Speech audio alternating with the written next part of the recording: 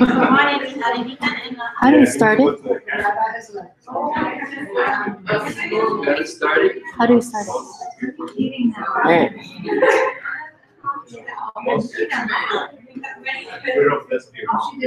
Move that chair. Do you want me to move your chair?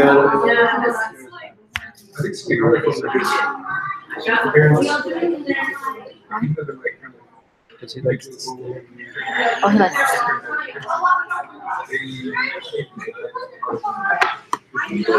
So are we good?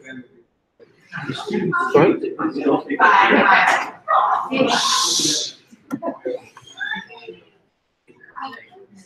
Hello? Hello?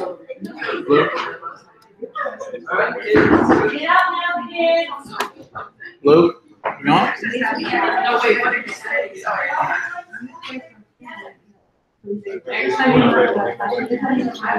So, are we good? Are we ready? Yeah. Okay. All right. So we'll go ahead and get started. Let's go ahead and look at where we are in terms of the melachot. We're really speeding along here.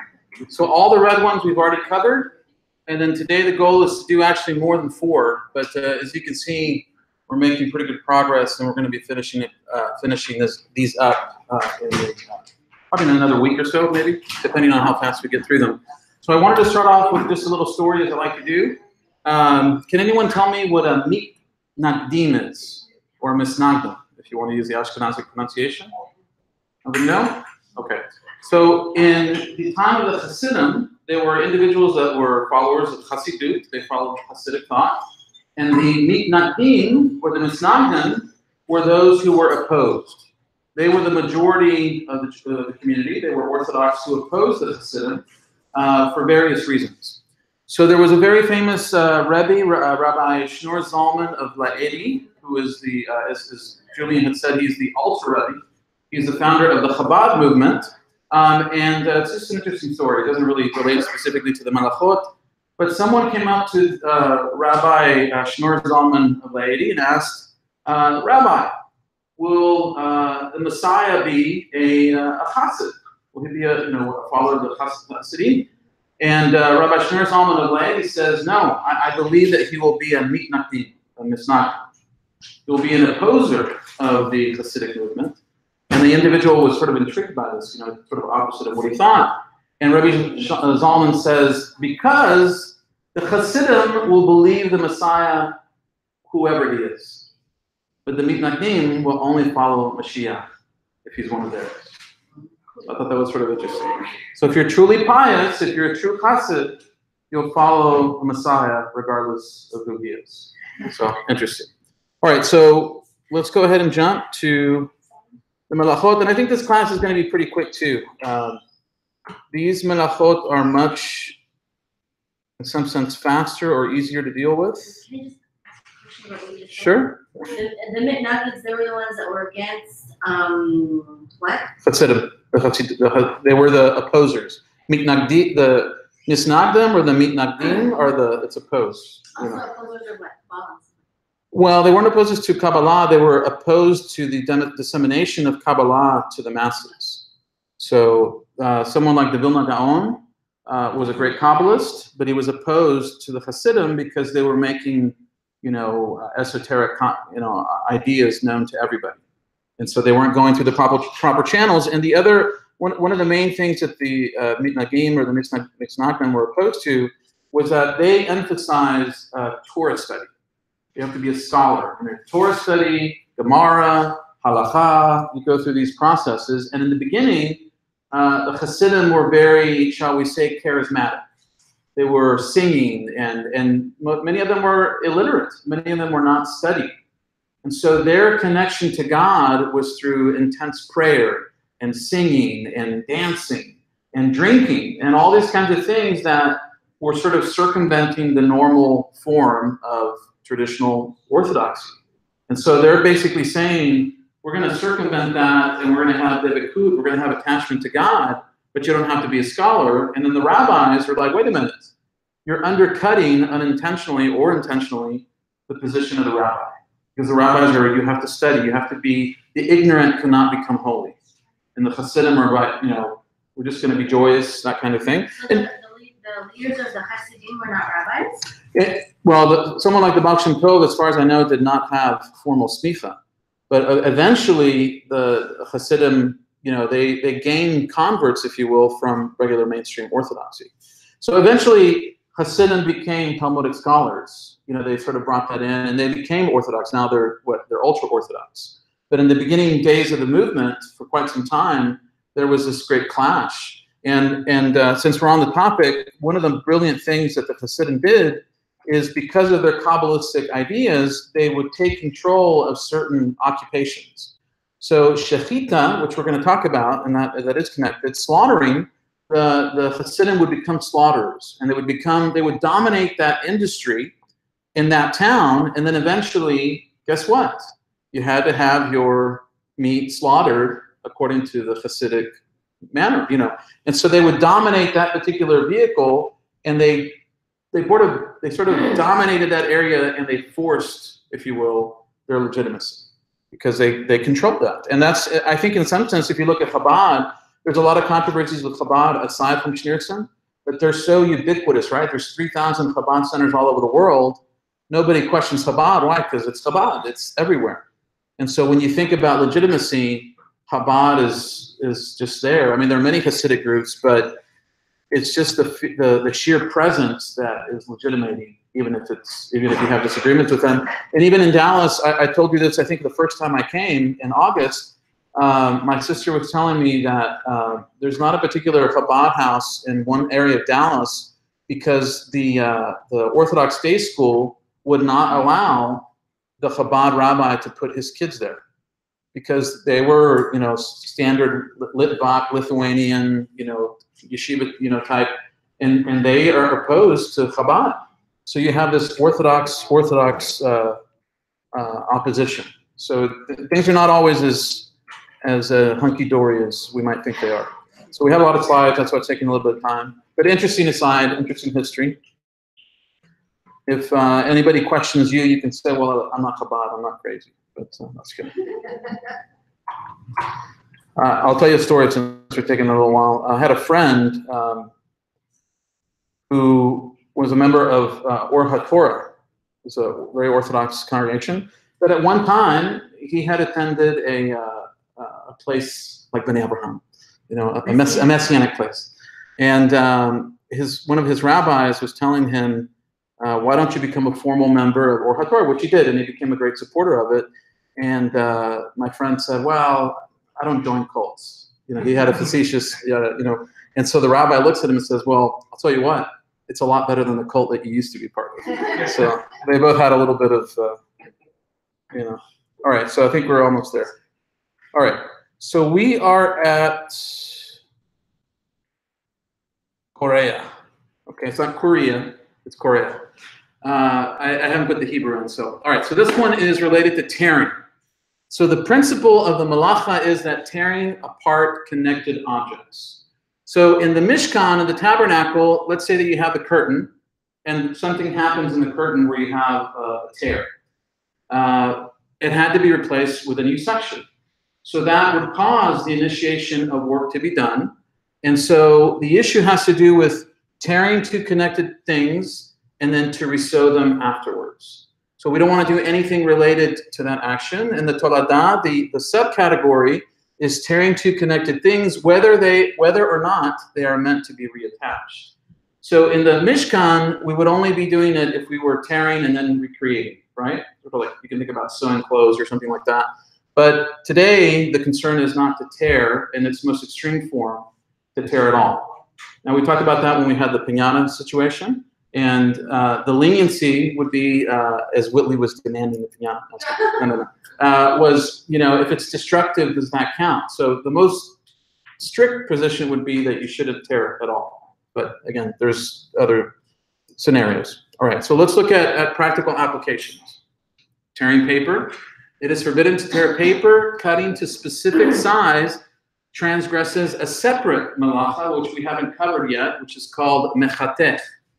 And actually, when Mayan and I were having our little debate a few months ago or a month ago or something, I actually mentioned that. So that's something that we'll talk about there later. Tearing an envelope. Let's say you get your mail.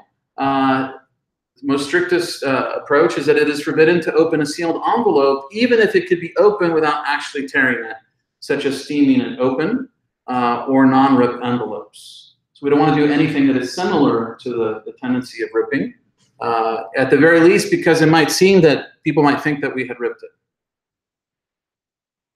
Now, separating pages on a book might seem odd, but if you've noticed, sometimes books are stuck together.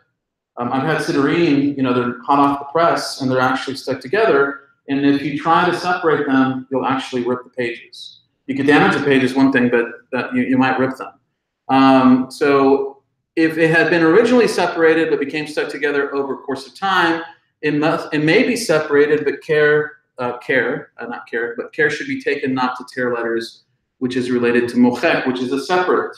It's to writing and erasing. So there are two different melachot that have to do with writing, and there's another melacha that has to do with erasing. So many times the concern is not only for the parent melacha, if you will, the one particular one, but other ones that may be associated with that. So if we tear something that has writing, we may be transgressing multiple melachot. So tearing food packages. So ideally, everything should be opened before Shabbat. So ideally, if you have a wine bottle, if you have a kedem or something, you should open it up before, ideally. If you have even food, a chip bag or something, you would want to open that up and then just seal it up with some kind of clipping. Whatever was not open before Shabbat should be open can be open on Shabbat, but only in a destructive manner. So that actually relates to piñata, because the leniency that Rabbi Siegel had said was you're not reusing that material to build something that is new. For example, if one must open a container of milk on Shabbat, ideally he should not tear the regular opening at the top, since that creates a usable container. Instead, he should tear the container down the middle where there are no letters, so that the container is no longer usable. So the letters is one concern, and then creating the normal way of doing something is another concern. How you do that practically is not so simple, because you have to sort of open it up, so there's a mess there, and you might violate another malacha. But again, it's more introducing the extremes. All right.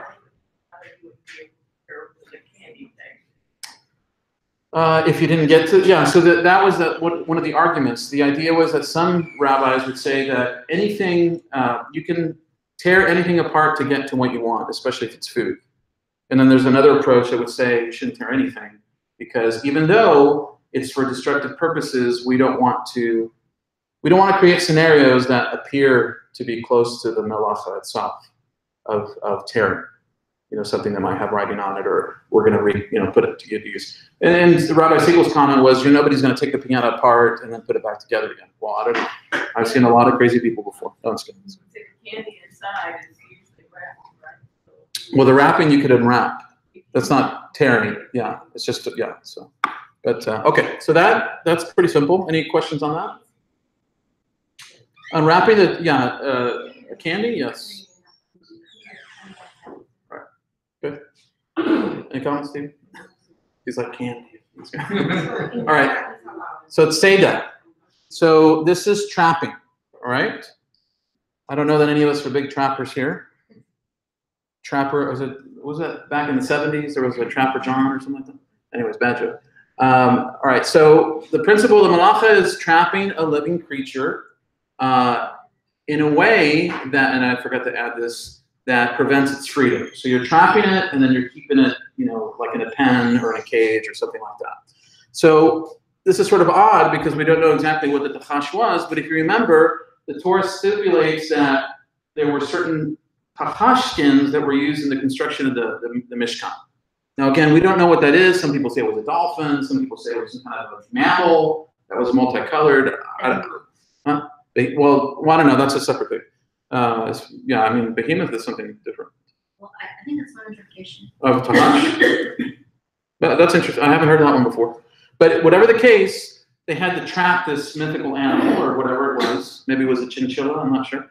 And they had to trap it in order to obtain its skin. The hilazon, of course, is the sail that is used to make that was used to make the chelet. And they had to trap it. So those are examples, right? I mean, you could also trap to eat, but you're not supposed to slaughter, and that's a separate malacha or melacha. So trapping a living creature that is normally trapped for the purposes of eating it or using its skin, right? So the subcategories are, the toladot are closing or blocking the door or gate after a living creature enters a house, preventing its escape. The next category would be, or the next tolada, would be trapping an animal by means of a hunting dog. So let's say this does not apply, we'll see, to dogs. Why? Because they're meant normally to be indoors, right? So it's domesticated animal. But let's say that you have, let's pretend you had a hyena or a wild animal, and it comes into your house, and you lock it up in your room, you're trapping it. Now, why would a hyena or a wild animal be in your room? I don't know, but let's just pretend that it's the case. That would be the example of the first one. And then the second. Threatening lives of people.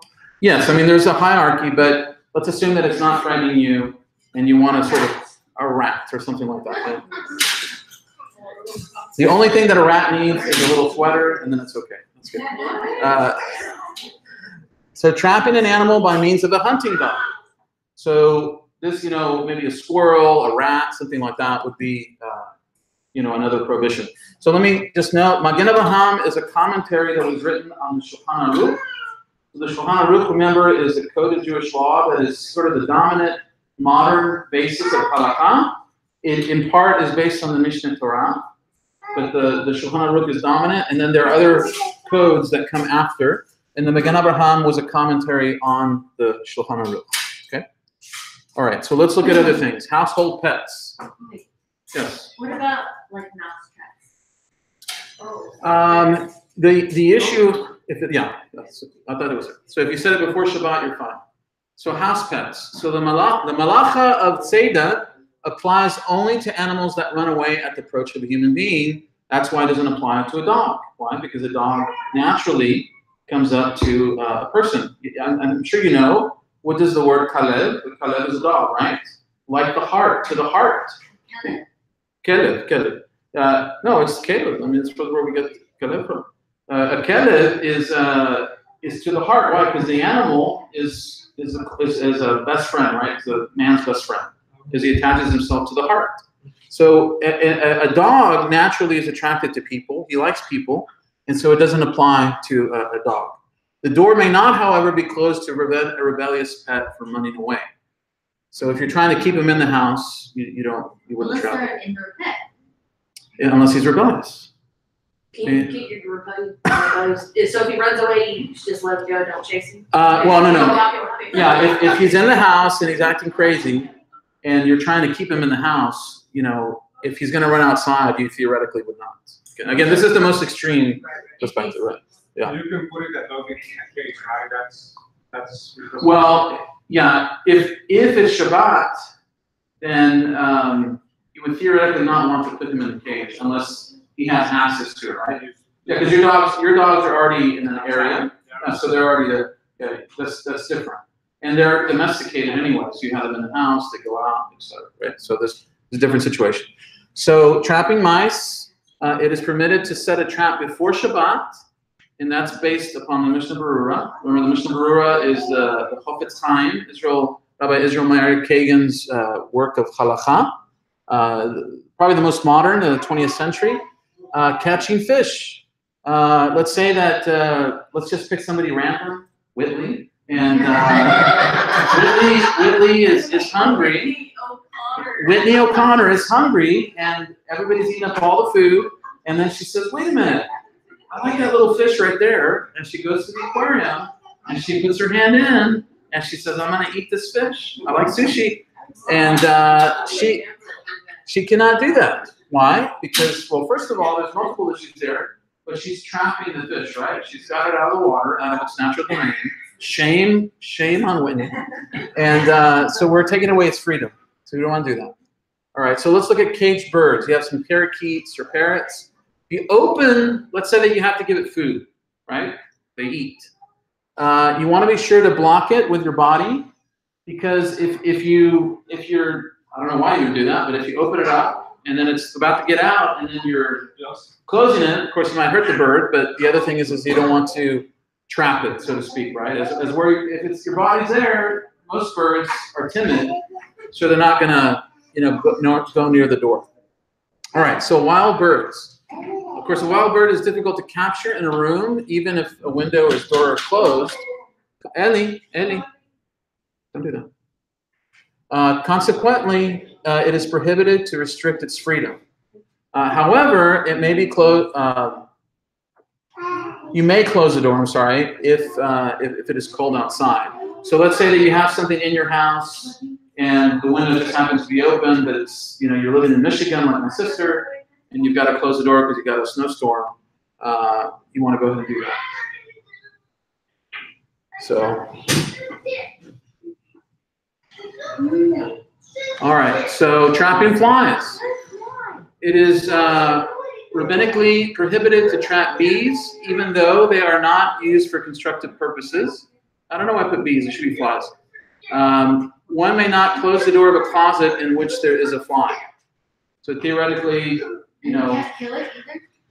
you can kill an insect in this section, but theoretically, you're not supposed to, unless it's posing a risk. Like if you have a scorpion or something of that nature that's dangerous, a snake or something. Flies can carry diseases. I think the only thing that you could do is you could place a trap. They have traps for flies, like full bags of water, stuff like that. We used to have those. Put them outside. No, but it's like setting a trap for the mice, a mouse, right? Yeah, well, you put the bag out before Shabbat. If the fly is not observant, well, that's on him. So, all right. So you cannot trap the fly. Trapping bees. One may not cover a bottle or cup if there's a bee inside. So if you got into your house and you got a cup, it goes into the cup. Theoretically, you should not block it, unless you have anaphylactic shock or something like that. So that's a different story. But these are ideal. We don't know if someone will be. Then I leave that up to the person, right? So all right. So that's, again, these are all the extreme versions, but if you keep one, it's good. All right. So let's say you have a snake or you have a scorpion, and of course they're deadly. And of course, if you're not an expert, well then you don't know which ones can kill you and which ones can't, right? So they may be killed, according to the Mishnah Berurah. If their bite is merely painful, they may may not be killed. But, and then this should be, but one need not go out of his way to avoid killing them as he wants. So, if you just happen to see there, you could just sort of, inadvertently step over it. All right. So he may place something. So if you are concerned about something that is potentially dangerous, you can put something over it to prevent its escaping. In that case, of course, it's pikuah nefesh. If they are going to bite someone, they may also be killed, even if their bite is non-lethal, because again, we don't know how the person may react. Maybe you don't know if it's lethal or not, etc.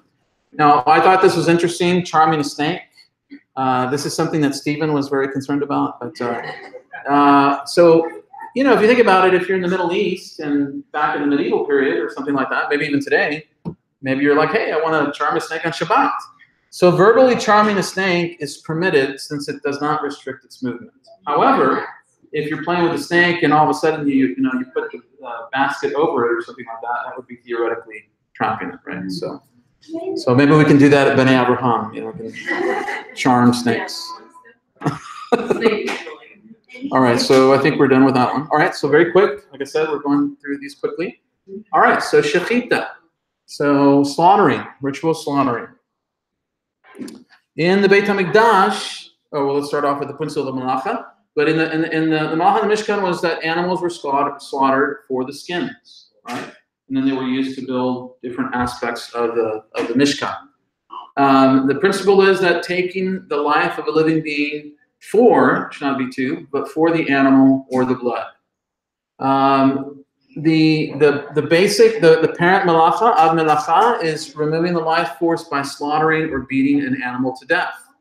So that's where, theoretically, like killing the fly would be theoretically problematic, because if it's not posing a threat, you're killing it, so The toladot. So what are the subcategories? So choking an animal to death, even if there is no blood, because shechita is slaughtering. So we expect blood to flow. But if you are able to kill something and there's no blood flowing, it's still a violation.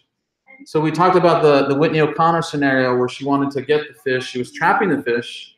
But even though there's no blood that's spilled, it's still a subcategory of shechita because the fish dies, right? That's the way. You don't have to slaughter it. It's just it asphyxiates. So it's the same thing in that sense. Beating a living being so that blood comes out.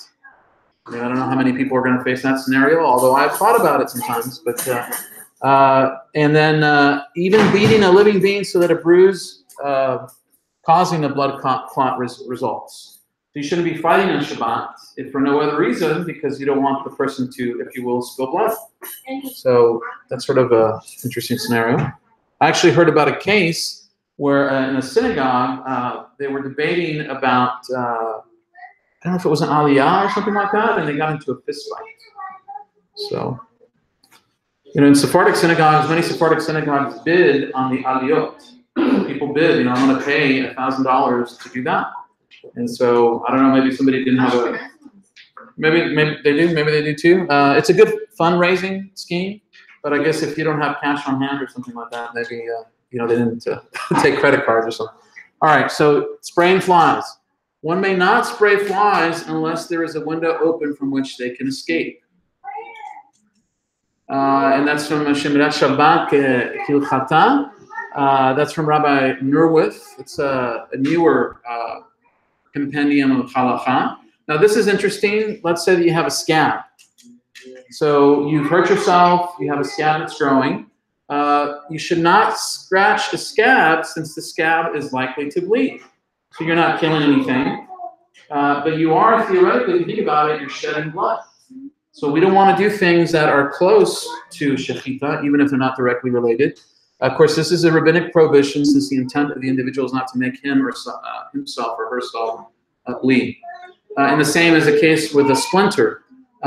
We may use a needle to remove a splinter on Shabbat as long as he or she is careful to avoid bleeding.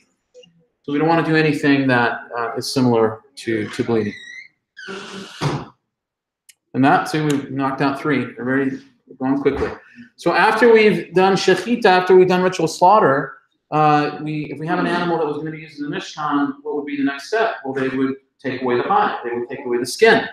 So this is what they're doing here, is they're taking away the skin from the main part of the body. And so skinning, the principal melacha of machshit is skinning an animal for its hide. So in 2 previous melachot, we talked about the trapping part, seda, we trap the animal. And in this case, what we're doing is we're looking at the rams and the tachash, whatever that was. They were skinned for their hides. So first they had to be trapped. Now they're going to be slaughtered, shechita. Now they're going to be used for the skin. And so the parent malacha of malacha is skinning a dead animal. So the toladah is as follows. Now, the skins might be used for actual coverings, but there's a secondary purpose for which the animal was taken, and that was for the purpose of creating parchment. So Torah scrolls, of course, mezuzah scrolls, etc. Were supposed to be, well, the mezuzah scroll, that's a little bit different, but certainly the Torah scrolls, you could use the part of the skin to write on. So what happens is there are 2 parts to the hide. There's the inner part and the outer part. And the inner part, the one that's actually close to the meat of the animal, is inferior. So separating, that process of separating the inner part from the outer part is also a prohibition under the category of mashit. Now, what's amazing in this, not amazing, but what's interesting is that for the most part, there's not a lot of issues with this because none of us are going to be skinning animals. But this is actually one of the few applications that you can think of. And that's, let's say you have a piece of chicken. So you have your chicken that you made for Shabbat, and it has skin. So you would think, it makes sense, right? If you're taking the skin off, it's connected to removing the outer part from the inner part. However, the purpose is eating instead of skinning the animal. So we're not really deriving benefit from the hide. We just don't like the skin, or maybe we're not supposed to eat that because of cholesterol issues or whatever. So in this particular case, you can go ahead and take off the skin without any consideration. So that's really, as we sort of go forward, the number of practical applications begin to fall because they're just not part of most people's lives. So, and then I've done another one. So now me'abed. So we've trapped the animal, we've slaughtered the animal, we've skinned the animal. Now that we have the skin in the Mishkan, they would have taken the hide and they would have prepared it.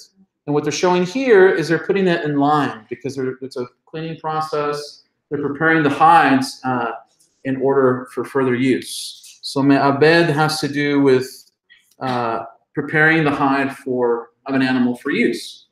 And as I mentioned in the Mishkan, animal hides were used as part of the curtains. There was also wool, so forth. There's a lot of different things that were used there.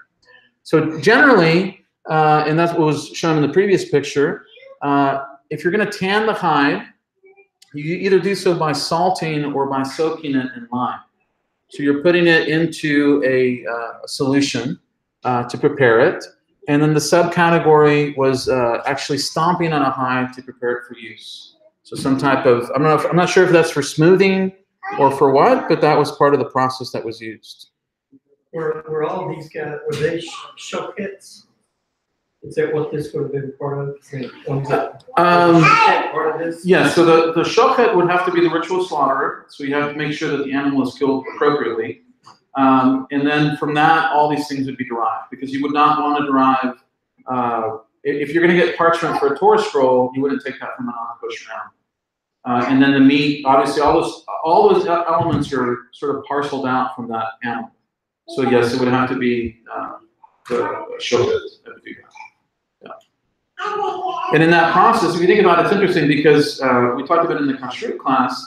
They're inspecting the insides of the animal as well, right? They're looking at the lungs. They're making sure that there's no tears, because we don't want the case of what we would call terefa, or people call it treif, right? That is terefa. It's to be cut, and if there's a puncture or something in the lungs, there's an invalidation. It's torn in the field. So something has happened within the animal itself, and then we don't want to consume that animal. We don't want to use it. So this one does have a lot of practical applications. Salting raw meat. Salting raw meat is forbidden because it resembles the salting process that was used in the hides to prepare them for use. Pickling food. This is sort of interesting because it's not something that you would think about.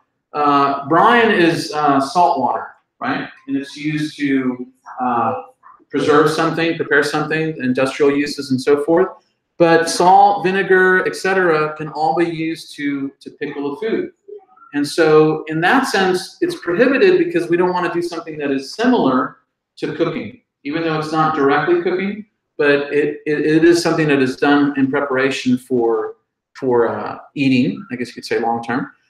So now this gets down to sort of the nitty gritty. If you remove a pickle from a pickling jar and you find that it requires more pickling because it's not sufficiently exposed to the vinegar, you really shouldn't put it back in, and that's actually based off the Mishnah Torah.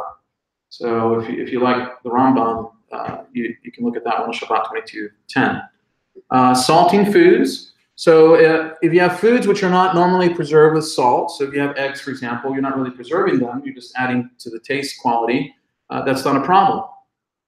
But let's say that you have a cucumber. If it's just a cucumber, it's not. If you're not making it into a pickle, you can put it in, in salt just for taste purposes. That's not an issue. The same thing with adding salt to a salad. You can add salt to a salad, but ideally you should do so right before eating. And of course, the idea here is that we don't want to do anything that is similar to the preservation of food. So we don't want to be involved with that, ideally.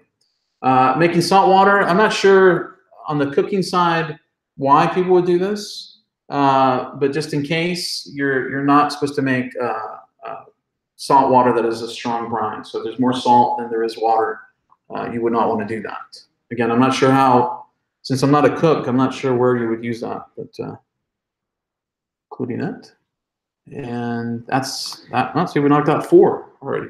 Very good. Okay, memachek. There's actually one on here that I had not, I know about this one, but I'll tell you about this one. So smoothing the hide. So we've trapped the animal, we slaughtered the animal, we skinned the animal, we prepared the skin, and now we're going to continue the process of preparing the skin by smoothing it out. So removing the hair so that the hide can be used. So the hides were used in the curtains in the Mishkan, and part of that process was scraping the hair from the hide. So the Ad Melacha is scraping the hair from the hide, and the subcategory, the Tolada, is plucking hairs from a feather to make a quill with which to write. So first of all, you have that consideration, but then obviously you're doing something in preparation to write something which you shouldn't be doing on Shabbat to begin with, right? That's a separate category that we haven't reached yet, but that's one thing. And this is sort of interesting, smoothing a layer of ointment onto a bandage. So the concern is if you're preparing a bandage and you're trying to make it smooth, that would theoretically be a concern. Now, we'll get to that. We'll get to the practical applications, but this is, I believe, where some people actually derive the prohibition, some people do this, of being careful the way that you brush your teeth. Using a soft toothbrush versus a hard toothbrush. Because if you think about it, if you've eaten in different types of food, you may have some kind of residue, right, on your teeth. And if you brush hard, what you're doing is you're smoothing out your teeth. Now, it's interesting, many, many years ago, I had given a presentation on Spanish Jewish history, and I was talking about the Inquisition. And one of the individuals had been arrested by the Inquisition, and one of the accusations was memachek. They would not brush their teeth on Shabbat. Now, it's amazing, and it's stuck with me all these years, because this individual, you know, they were probably many generations away from having their ancestors lived an active Jewish life, maybe second, third, fourth generation, something. But for whatever reason, they had preserved this idea that brushing the teeth was forbidden on Shabbat, because they knew this issue that memachek was smoothing.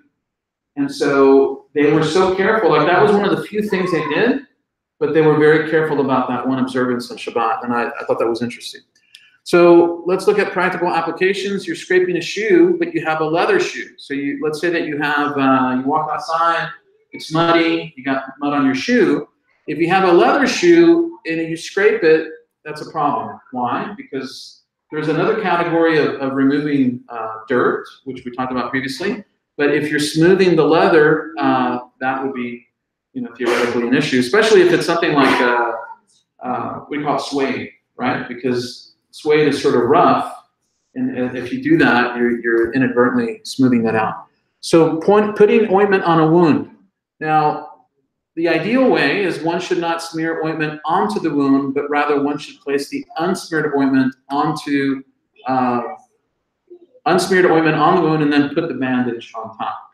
And then the person need not be concerned as at the resultant smearing. So we talked about this before. If you're a medical professional and you're working in the hospital or something, of course you're involved in pikuah nefesh, you're involved with saving of life. But even individuals who are doctors, as long as they're not involved in something that is directly an operation or something, the rabbis encourage them to do things in a different manner. You know, if they would normally open the door with the right hand, you know, do it with the left hand. Something, whatever it is, there are different things to remind the person it's Shabbat. Yes, I'm working, I'm saving life, but I'm doing things in an altered form that I would not normally do.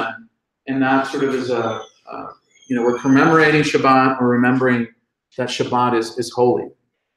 So I think we've actually talked about this before because of another melacha. Now, in this case, there isn't any intention to smooth the surface of soap when you're washing. So washing with soap is not prohibited because of memachek. However, it is theoretically prohibited because of molid, because we're producing something new, right? You might have a new shape, something like that, depending on the soap that you use. So if you were strict on that, that would be something you look at. This is why liquid soap is actually what is generally recommended, because liquid soap, no. Yeah, so that's what I was saying. So the liquid soap is acceptable, but the resultant liquid soap from a bar of soap would be what would be the concern. So what's recommended is liquid soap, and then there's no issue, because that's the form that it came in. So that's from the Mishnah Berurah. And melting a candle. Again, I'm not sure why you would do this. She shouldn't be moving the candle if it's already lit, that kind of thing. But on Yom Tov, when fire is used, as in differentiation to Shabbat, you should still not melt the wax of the candle so that it sticks to the holder. And the reason for that is because you don't want to smooth the wax in order that it sits there. So on Yom Tov, of course, we're permitted to cook. So we are permitted to use fire. But at the same time, we do have Shabbat-like restrictions in other areas. So this is something that we, want to keep in mind. Memachek is like smoothing, and that's actually it. So we've done about 6 today, and then I think next week or whenever, we'll try to knock out another, 6 or something like that, and then we will be close to the. I don't know that we'll be done next week. I didn't have as much time to do it this week, so that's why they were a little shorter. But I also thought they've been sort of long in the past, and it helps with keep everything. Those ones are more controversial. Yeah, and it also helps to keep everybody sort of attentive. So. All right, so we have any questions on these? Complaints? Jokes? Anybody want to contradict mine? Anybody want controversy mine? Anybody? No? I think that whole great discussion because, and I was even thinking of the graphic on traffic because in my mind I was seeing somebody, a very observant person, fly with a bird flying in the room, fly hovering over the scorpion around. I mean, it could be a very funny graphic. Well, there's a very famous, I don't know if it was Rabbi Nachman, but again, people can go to all extremes, and my goal has always been, I'm showing you very right-wing positions, but I certainly wouldn't advocate this. I don't know if it was Rabbi Nachman, but supposedly he was, I don't know that there's scorpions in Uman, in the former Soviet Union, but whatever there was, supposedly he wouldn't even kill it. So he spent like the whole Shabbat like on a chair or something like that. I'm like, okay, that's another level of piety, but no, that's the kind of faith he has. That's wonderful. But me, I'd, inadvertently walk on it or something like that. So, all right. So, okay. Anything else? No? Ants. Ants? Well, I would say that, some people are allergic to ants. So if they do bite, it can present an issue. I don't know if anybody has the kind of shock that someone would have with a scorpion or a bee, but there are a lot of sensitivities to that. And there's also dangerous ants. The dangerous ants. I was reading about a wasp or a bee. I think it was found in Japan. It's like this big. So I mean, if normal bees are like that small, right? But this is like a monstrous. So okay. Well. About the dogs, what do you say about the dogs? So dogs are domesticated animals. So in that particular case, if you bring in the dog into your house, you can close the door because it's used to living in your house. What about caging the dog? Caging the dog, that might be an issue, I think.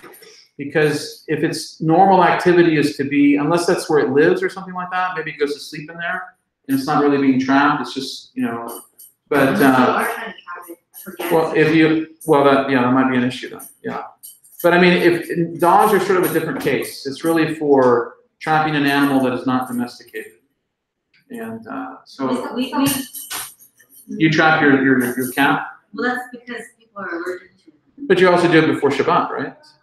Yeah. Yeah. So. Are you supposed to put it away before Shabbat if you're going to turn it off? Away?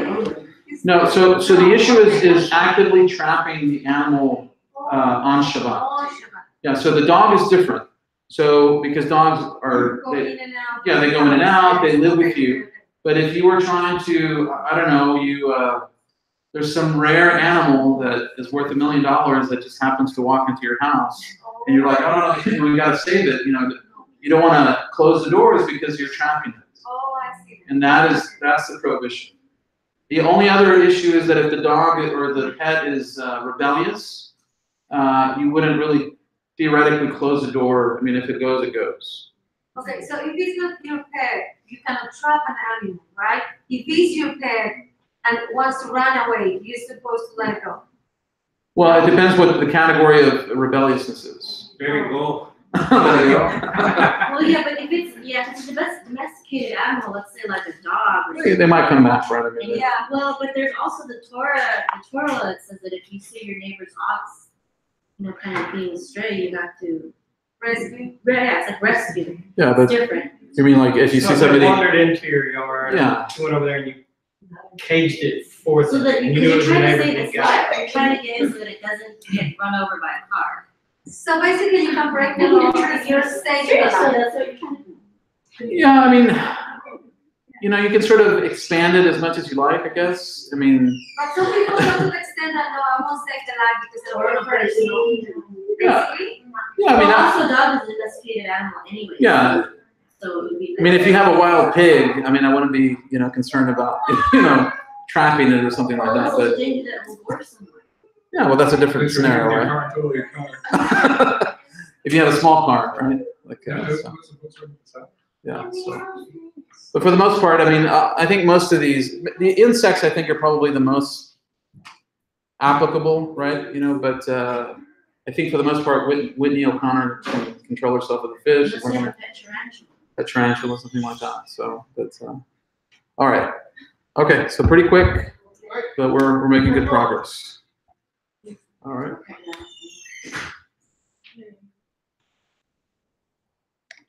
All right. See, once we got past Afia, it's been smooth sailing. So. Thank you. Hey.